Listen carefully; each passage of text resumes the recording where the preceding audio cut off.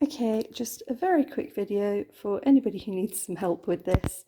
I'm just fixing a Baldwin Hamilton, and it's got a sliding fallboard rather than a lifting fallboard. So most pianos, the fallboard just goes up and down like this, but this one pulls in and out like a drawer.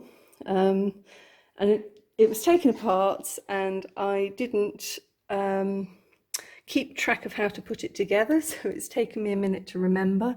What you're looking to do, it's got a hinge on the side here, and it's got a little hole down here, and if there's a hole, it means that an elbow needs to go down it. So it's got a metal pole running along the back of the piano, as you can see, and it's attached at either end with a hinge on the metal pole. So the hinge needs to be facing downwards, going through the hole, and the rest of the metal elbow coming back up through it.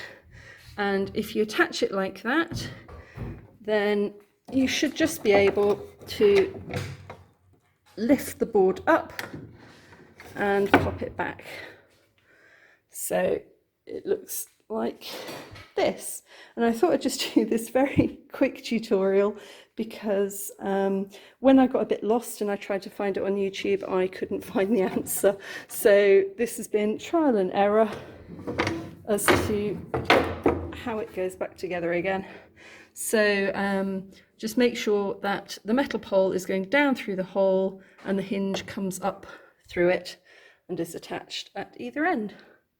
And that's how you put a sliding fallboard back in, well, at least on a Hamilton. So this is what it looks like with the fallboard down. And then we just lift it up, push it back, and that's what it looks like with the fallboard open. Now, there should be two little handles on the front to pull it back open again.